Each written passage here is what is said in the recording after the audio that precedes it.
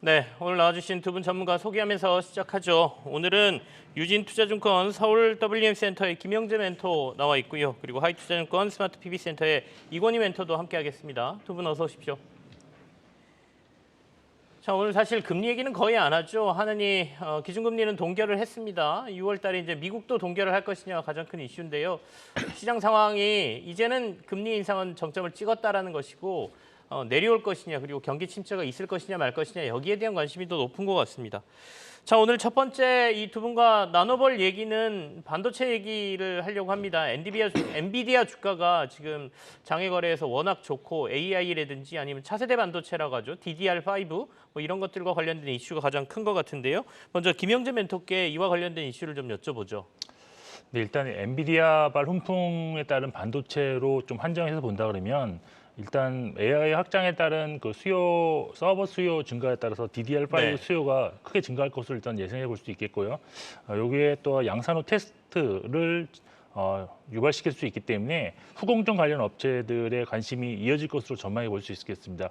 그리고 사실 엔비디아 매출 급증이 AI용 GPU 매출과 연관되었을 것인데 여기에 사용되는 고대형 메모리인 HBM3를 생산하는 종합 반도체 업체도 꾸준한 관심을 받을 것으로 보고 있습니다. 그리고 엔비디아랑 직접적인 연관은 없지만 반도체 사이클상 지금 보면 2분기 바닥을 찍고 하반기 반등에 성공하는 그런 과정이 나타날 것으로 지금 전망되고 있는데 이 과정에서 사실 생산 캐파의 확장보다는 네. 기존 재고 처리에 힘을 좀 쓰는 그런 방향으로 나갈 거고 적자 축소를 위한 또 효율적 비용 지출 이런 것이 추구할 것이기 때문에 여기서도 이제 후공정 업체와 또 애프터마켓 소모품 취급하는 반도체 부품주들도 꾸준히 관심을 받을 것으로 보고 있습니다. 그리고 삼성전자가 지금 파운드리 그 수율 회복으로 인해서 비메모리 관련해서 상당히 좀 긍정적인 전망들이 많이 나오고 있는데 관련해서 팹리스 업체 그리고 테스트 업체 수혜 받을 수 있습니다. 네. 근데 이제 현재 업종이나 종목보다는 저는 전체 수급을 봐야 되는 계기가 오고 있다, 시기가 오고 있다라고 보이는데 지금 6월 1일인 미국 부채 한도 협상 시한 마감 관련한 셧다운 가능성이 있고 또 부채 한도 협상보다 좀 더 중요한 것이 6월 14일 날 이제 FOMC에서 금리를 동결할 것인가 아니면 인상을 할 것인가 뭐 이런 게 중요한데 지금 최근 들어서 분위기는 미국의 경기 침체를 예상할 수 있는 만한 그런 지표들이 아직 나오고 있지 않고 성장률 전망도 높은 수준의 유지이기 때문에 추가적인 금리를 인상해야 된다라는 주장들이 조금 나오고 있다는 점이 좀 중요합니다. 그래서 최근에 그 분위기도 인상 확률이 지금 지난주 대비 한 10% 올라가는 한 30% 중반대까지 올라갔다는 점에서도 꾸준히 이런 것에 대한 의견들이 좀 나올 수 있습니다. 그래서 지금 회의록 그 의사록을 봐도 지금 연준 위원들도 약간 상반된 의견을 갖고 있기 때문에 결국 단기적으로 보면 혹시 모를 시장 리스크에 조금은 대응하시는 것이 좋다, 대비를 하시는 것이 좋다. 그래서 주식 비중 축소도 조금 검토해 보실 필요가 있는데 저는 개인적으로는 현재가 좀 박스권 장세라고 좀 보고 있는 상황에서 지금 박스권 상단이 2,550 이상에서 지금 지수가 형성되어 있던 점에서 여기서 추가적으로 매수를 하시기는 아니다라고 판단을 하고 있습니다. 여전히 위험 관리가 좀 필요한 시기다라고 말씀 주고 계십니다. 6월 달에 미국에서 지금 대부분 다 동결할 것이다 이렇게 보고는 있지만 금리 인상의 가능성이 없는 건 아니다라는 얘기시고요. 그렇다 보니까 박스권 내긴 한데 그래도 시장의 하락 가능성을 조금은 염두에 두자 이런 말씀으로 이해가 되는데요. 이권희 멘토께서는 시장에 대한 판단에 대해서 동의하시는지 좀 여쭤보고 싶고요. 그리고 오늘 삼성전자가 사실 장 초반에는 2%대 상승까지 나오면서 7만 원을 찍었지 않습니까? 그리고는 좀 그 상승폭이 확 줄어드는 모습이거든요. 그래서 이거에 대한 해석도 좀 저희가 해봐야 될 것 같고요. 어떻게 보십니까? 일단 엔비디아발 훈풍 이것 때문에 이제 사실은 관련주들도 많이 올랐고 특히 이제 하이닉스가 급등하는 모습으로 보였고 삼성전자도 7만 원을 찍었는데 시작하자마자 찍고 오히려 이제 금통위에서 금리 동결 이슈가 나오면서 동결로 이제 발표가 나오면서 오히려 장은 좀 꺾이는 모습을 보였다라고 보시면 될 것 같습니다. 금리를 동결했는데 왜 장이 부러졌을까? 환율이 튀었기 때문에 그렇다고 좀 보고 있고요. 일단 1,310원대에서 지금 1,200원대로 진입하는 게 아니냐라는 최근의 전망이 어그러지게 지금 바로 이제 1,320원대를 바로 돌파하는 모습을 보였기 때문에 단기적으로 외국인들의 수급이 좀 악화될 수밖에 없지 않냐라는 그런 우려 이런 것들이 반영됐다라고 보시면 되고 그래서 오늘 좀 대형주들이 특히 이제 반도체 관련된 종목들이 급상승했다가 이제 음봉을 만드는 이유가 거기에 있다라고 생각하시면 될 것 같습니다. 그래서 지금 여전히 AI 칩에 관련된 수혜주를 찾고 있는 과정들이 있지만 그 안에서 좀 심플하게 좀 찾으실 필요가 있을 것 같고요. 생각보다 많지는 않기 때문에 오히려 관련 종목들을 좀 집중해서 좀 보시는 게 더 낫지 않나 이렇게 생각하고 있고, 시장은 지금 이게 6월의 금리 인상보다는 지금 당장 어떻게 보면은 부채 한도 협상이 질질 끌다가 예전에 이제 2011년처럼 극적으로 타결을 했는데 지금 S&P 이런 데서 신용평가기관에서 지금 협박을 하고 있죠. 코멘트를 날렸습니다. 네. 이렇게 하다가 신용 등급이 떨어질 수도 있다. 이렇게 얘기를 어제 처음으로 이제 기사가 됐기 때문에 이런 부분들은 2011년도의 악몽을 다시 한번 되살릴 수 있는 부분들이 있기 때문에 오히려 이제 대형주 급등 이후에 일부 좀 비중 조절을 하는 기관과 외국인들이 더 생기지 않았나 이렇게 개인적으로 또 생각을 하고 있습니다. 2011년도에는 저희가 그걸 재정 절벽이라고 많이 표현했었어요. 근데 요즘은 그 얘기는 안 하고 다 부채 한도 협상 이렇게 표현을 하더군요. 아무튼 미국의 신용등급까지 떨어뜨릴 가능성이 있다, 이런 경고가 나오고 협상은 또 지지부진하게 이어지고 6월 1일까지 안 될 것 같고 이러다 보니까 시장이 상승하기엔 상당히 부담스러운 분위기가 좀 나오고 있다라는 얘기긴 한데, 앞서 AI 얘기 잠깐 하셨지 않습니까? 엔비디아가 오르는 게 결국에는 AI와 관련된 이슈로 오르는 거다 이렇게 보이고, 반도체 물론 경기에도 영향을 미치지만요. 그렇다면 국내에서 AI 관련주들을 한번 점검해 볼 필요가 있을 것 같은데, 김영재 멘토께서는 진짜로 이런 AI, 생성형 AI라고 하는 것들의 이슈에서 수혜를 받을 만한 것들이 어떤 것들이라고 보십니까? 네, 오늘 같은 경우 엔비디아가 2분기 실적 가이던스를 시장 기대치 대비 한 53% 상향 조정 110억 달러로 2분기 실적 가이던스 제시했기 때문에 사실 거기 이제 코멘트도 있었습니다. 결국 모든 비즈니스가 생성 AI를 사업에 적용시키는 것이 확대되면서 관련한 수요가 지금 예상보다 훨씬 더 폭발적으로 급증하고 있다는 사실을 확인시켜줬다라고 볼 수가 있는데, 결국적으로 현재 지금 AI 업체들에서 지금 핵심 AI 업체들과 직접적으로 관련 있는 종목이 개인적으로 현재로서는 진짜 AI 관련 종목이다라고 판단을 하고 있습니다. 그래서 사실 지금 오늘 전반적으로 AI 종목들이 상승하다가 이제 약간 좀 크게 또 하락하는 모습도 보였는데, 그 중에서도 강한 종목이 몇 개 있습니다. 그래서 특히 이제 그 중에서 이수페타시스가 상당히 이제 강한 모습을 보여주고 있는데, 미국 내 AI 관련 종목인 엔비디아 그리고 마이크로소프트를 신규적으로 좀 확보를 해서 작년부터 매출이 발생하고 있습니다. 그래서 올해는 작년 대비 2배 이상 매출이 발생할 것으로 예상되고 있습니다. 특히 이수페타시스 같은 경우가 다른 기판 종목들이 기대에 못 미치는 1분기 실적을 발표했음에도 불구하고 유일하게 컨센서스를 상회하는 좋은 실적을 기록했다는 점에서 상당히 지금 시점에서는 꾸준하게 관심을 가져볼 필요가 있는 종목이다라고 판단하고 있고요. 그리고 또 하나 종목 한미반도체가 있는데, 한미반도체는 사실 엔비디아 GPU에 탑재되는 고대형 메모리 HBM3 생산에 사용되는 본딩 장비를 SK 하이닉스에 납품해서 엔비디아 관련주로 계속 분류되고 있었는데, 실질적으로 추가적인 매출 확장성이 좀 있는 종목이기 때문에 저는 AI 관련해서도 한미반도체는 좀 진짜 수혜 종목이라고 판단하고 있습니다. 그리고 SK 하이닉스 같은 경우도 고대형 메모리를 세계 최초로 개발했고요. 또한 최근 기존 대비 용량을 50% 높인 HBM3 24GB 패키지 신제품을 개발하고 고객사로부터 지금 성능 검증을 받고 있다는 소식이 들려왔는데, 역시 AI 확장 시 수혜주 중에 대형주 중에서는 가장 또 수혜를 받을 수 있다라고 보고 있고, 오늘도 그에 관련해서 좀 변동성이 확대되고 있다라고 보고 있습니다. 하지만 지금 가격에서 추가적 상승을 위해서는 저는 실적 검증이 좀 더 필요하다고 보고 있고, 이미 반등이 강하게 나왔기 때문에 추가 매수는 좀 신중하실 필요가 있다라고 개인적으로 판단을 하고 있습니다. 뒤에 말씀하신 건 SK 하이닉스에 대한 의견이신 거죠? 한미반도체나 이스페타시스도 마찬가지입니다. 네, 다 마찬가지입니다. 그리고 알겠습니다. 아까도 서두에도 말씀드렸지만 지금은 약간 숲을 보실 필요가 있기 때문에 추가 매수 상당히 좀 신중하시고 조금 확인한 후에 좀 하셔도 늦지 않을 거라고 개별 보겠습니다. 종목에 대한 의견도 그러시고 시장 전체에 대한 투자 의견 자체가 지금은 조금 신중해야 된다 이런 말씀이시네요. 자, 그럼 이건희 멘토와 관련해서 AI 관련 의견을 좀 들어보고 싶은데요. 제가 하고 싶은 얘기를 다 이사님이 하셔가지고 일단 종목도 뛰어넘을까 하지 마실래요? 너무 똑같고, 근데 또 하나 추가로 좀 말씀을 드리면, 일단 AI 시장이 개화되는데 지금 더 사실은 서프라이즈된 실적보다 2분기 가이던스를 보고 더 놀랬죠. 사실은 시장이 더 놀랬는데, 그 이유를 보면 사실은 거의 엔비디아가 AI 칩을 지금 독점하고 있습니다.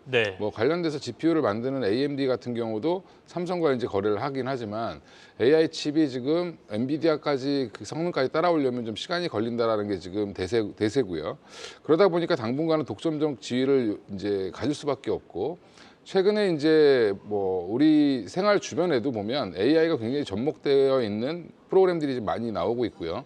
비상장 기업들도 지금 굉장히 스타트업도 굉장히 발전을 하고 있는 중입니다. 이런 상황들을 봤을 때는 여전히 이제 이거의 확대는 계속 이루어질 수밖에 없고, 또 GPU가 들어간 AI 칩이 이게 단순히 이제 생성형 AI 관련된 뭐 데이터 센터라든지 이쪽에만 들어가는 게 아니라 사실 또 엣지 컴퓨팅 관련돼서도 또 들어갑니다. 그러니까 결국엔 자율주행이라든지 뭐 사물 인터넷, 그러니까 개별적으로 빨리빨리 판단해야 되는 엣지 컴퓨팅 분야에서도 여전히 활용이 되기 때문에 이쪽 관련돼서 이 확장성은 점점 더 크다라고 보고 엔비디아가 자신 있게 얘기하고 있다라고 생각하시고 대응하시면 되고, 종목은 이사님이랑 겹쳐서 말씀 안 드리겠습니다. 알겠습니다. 아까 말한 세 종목이 그래도 엔비디아와 관련된, 그리고 생성형 AI와 관련된 관련주다, 이렇게 말씀 주셨습니다. 자, 그럼 두 분이 가져오신 단기 음황주 확인하는 시간으로 들어가죠. 자, 시장은 조정을 보이고 있습니다만은 이런 시기에 저희가 또 종목 공부는 좀 해야 되니까요. 단기 음황주 김영재 멘토께서는 CJ 대한통운 실적 개선이 예상된다라고 꼽아오셨고요. 그리고 이건희 멘토는 현대무백스입니다. 물류자동화 선택 아닌 필수다라는 말씀이신데, 먼저 CJ 대한통운부터 투자 포인트 확인해 보겠습니다. 네, CJ 대한통운은 기대 이상의 1분기 실적을 기록하고, 그리고 사업적으로도 그 택배 점유율 회복과 같은 긍정적 부분이 예상되어서 앞으로 남아있는 2분기, 3분기, 4분기 좋은 실적이 나올 가능성이 있어서 단기적으로 주가가 추가 상승하는 어쩌면 최바닥을 통과하고 있는 그런 시점이다라고 개인적으로 판단하고 있습니다. 네. 실적 보면 영업이익이 전년 대비 30.9% 증가한 990억 원을 기록했는데 시장 기대치를 소폭 좀 상회한 그런 나왔습니다. 근데 사실 이 안을 들어보면 판관비가 한 315억 원 전년 대비 증가한 것을 고려한다면 실질적으로는 어닝 서프라이였다는 평가가 주를 이루고 있습니다. 실적이 좋았던 이유는 계약 물류 관련 부분인 CL 부분과 택배 부분의 그런 판가 인상에 따른 수익성 개선이 나타난 것이 가장 큰 이유인데요.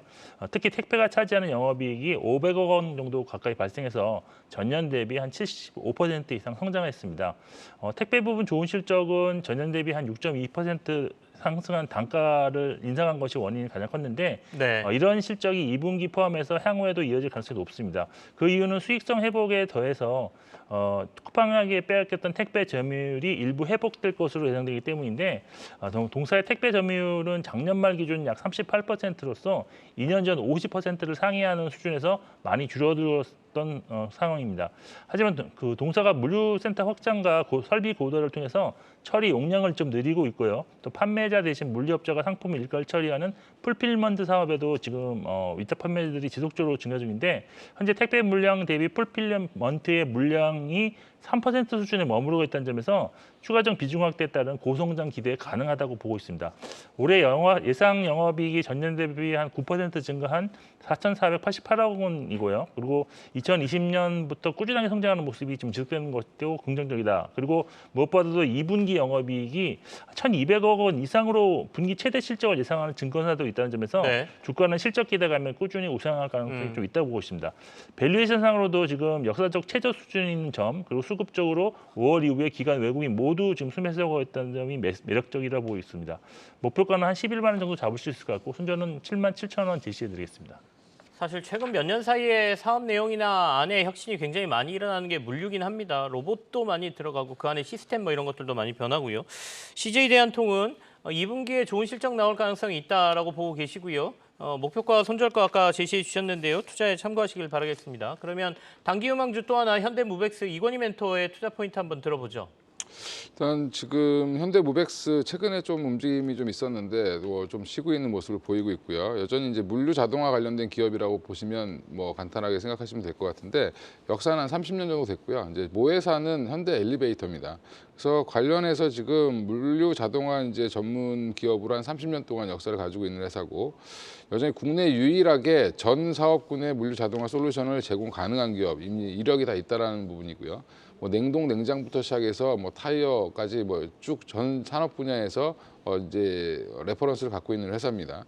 그리고 이제 2차 전지 관련돼서도 지금 사업을 진출해서 2차 전지 물류 자동화 사업도 지금 진출하면서 실적을 내고 있는 상황이고, 향후 이쪽 분야 이제 지금 당장 공장을 더 짓고 물류 더 늘리는 과정은 모든 사업 분야가 지금 다 진행되고 있지만 그 중에서도 2차 전지를 계속 지금 더 확장 일로에 있기 때문에 이쪽을 신사업군으로 좀 편입시키면서 향후에 이제 발전을 좀 꾀하고 있다라고 보시면 되고요.